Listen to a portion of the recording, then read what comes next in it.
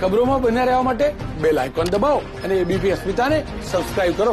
Indian medical એસોસિએશનના તબીબો તરફથી આજે એક દિવસ હડતાલ રાખવામાં આવશે. શું કારણ છે? એએમના પ્રેસિડેન્ટ ડોક્ટર કિરીટ ગઢવી આપણી સાથે છે. ગઢવી સાહેબ, શું મુખ્ય કારણ? દર્દીઓને પરેશાની ન પડે તે માટે આપણા તરફથી કોઈ ઉપાય કરવામાં આવ્યો છે?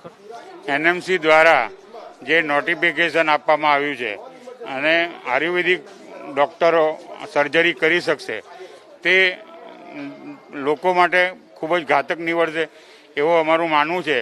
એટલે તેના વિરોધમાં પ્રજા જાગૃતિ થાય, પ્રજામાં જાગૃતિ આવે તે બાબતે આજે 6 થી 6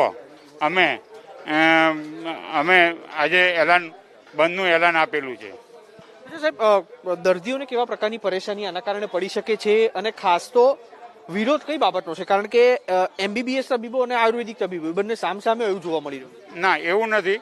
અમે આયુર્વેદિકનો જરાય વિરોધ કરતા નથી. કારણ કે આયુર્વેદિક એની રીતે સાચું છે, અમે અમારી રીતે સાચા છીએ.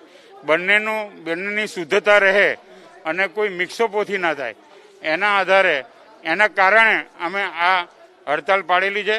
એટલે કે આયુર્વેદિકને શુદ્ધ રહે, એલોપેથિક રીતે શુદ્ધ રહે અને પોતાની રીતે કાર્ય કરે તો દર્દીઓને વધારે સારી સેવા મળી શકશે. સર, આપ શું કહેશો?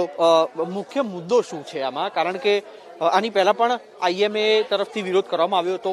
મુખ્ય મુદ્દામાં છે શું અને મિશ્રણ શેનું થયું?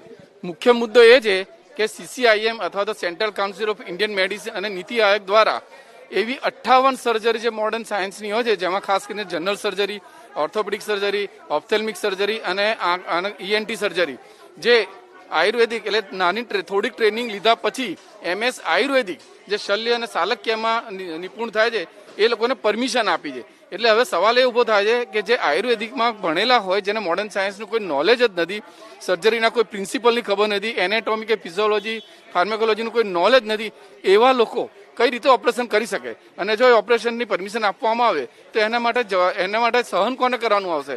એ જ ગરીબ અને અભણ પ્રજાને. ધારો કે એ લોકો એમ કહે કે અમે ગામડામાં મોકલીશું, પણ ગામડામાં પણ અંતે તો પ્રજાને સહન કરવાનું આવશે. એનેસ્થેસિયાનું ક્યાંથી લાવશે? એન્ટીબાયોટિક્સનો ક્યાંથી ઉપયોગ કરશે? આ બધું તો મોડર્ન મેડિસિન વગર ચાલવાનું જ નથી. તો સરકારનું આ પગલું એકદમ ઘાતક નીવડે એવું છે અને પ્રજાની આરોગ્ય સાથે જબરજસ્ત છેડવાડ થાય એવું છે. સર, આપ શું કહેશો? ખાસ તો આયુર્વેદિક ડોક્ટરોનું વલણ છે શું આમાં? જી, મેન આપને જણાવું તો કે સેન્ટ્રલ કાઉન્સિલ ઓફ ઇન્ડિયન મેડિસિને 19 નવેમ્બર 2020ના રોજ એક પરિપત્ર બહાર જાહેર કર્યો. એમાં આયુષ ડોક્ટર્સને 58 સર્જરી જે એલોપેથીની સર્જરીઝ છે મોડર્ન મેડિસિનની એ કરવાની પરવાનગી આપી છે. એના માટે આજે અમે સ્ટ્રાઇક રાખી છે, નોન ઇમરજન્સી સર્વિસીસ વિથડ્રો કરી છે અને ઇમરજન્સી અને કોવિડ સર્વિસીસ ચાલુ છે. હવે હું આપને ખાસ જણાવવા માંગુ છું કે જે વ્યક્તિએ એલોપેથીનો સ્નાતક કોર્સની કોઈ માહિતી જ નથી, તમે આયુર્વેદિકમાં સ્નાતક કરો છો તો તમે કઈ રીતે પાછળના બારણેથી જઈને વિધાઉટ એની એક્સપિરિયન્સ તમે આગળ પોસ્ટ ગ્રેજ્યુએશનની જે 58 સર્જરી છે, ઓર્થોપેડિક સર્જરી છે, ઓપ્થેલની સર્જરી છે, ઈએનટીની સર્જરી છે, આ તમે કઈ રીતે કરી શકો એ મારે આપને ખાસ કહેવું હતું. એટલે આના માટે આજે અમે વિરોધ પ્રદર્શન કરવાના છીએ અને સરકારને નમ્ર વિનંતી છે, અપીલ છે કે ભાઈ આ તમે આમાં ફેરબદલ કરો, વિચારણા કરો અને નહીતર આના ઘાતક પરિણામ ભવિષ્યમાં નીવડી શકે છે. સર, દર્દીઓને ખાસ તો કેવા પ્રકારની સમસ્યા પડી શકે છે? કારણ કે અત્યારે જે રીતે કોરોનાની મહામારી છે, અલબત્ત કોરોનાના જે દર્દીઓ છે તેની સારવાર ચાલુ રહેશે, પણ જે ખાનગી દર્દીઓ છે, અન્ય બીમારીઓ માટે આવતા હશે, તેમને આમાં સમસ્યા નહીં પડે? નહીં પડે, બિલકુલ નહીં પડે. કારણ કે તમામ ઇમરજન્સી સેવાઓ ચાલુ રાખવામાં આવી છે. સરકારી અને મ્યુનિસિપાલિટી હોસ્પિટલોને અમે ફ્રી રાખી છે, એ લોકોને સેવાઓ ચાલુ રાખવામાં આવી છે. અમારી આ પ્રતિક હડતાલ છે, કોઈ પણ ઇમરજન્સીને અસર નહીં થાય.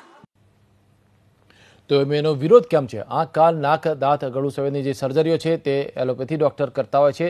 તે 58 જેટલી સર્જરી આયુર્વેદિક ડોક્ટર પણ કરી શકશે તેવી સૂચનાને કારણે આ વિરોધ છે અને તેમનું કહેવું છે કે આ પ્રકારની જે સર્જરી જો એ લોકો કરશે તો તે ઘાતક સાબિત થઈ શકે છે.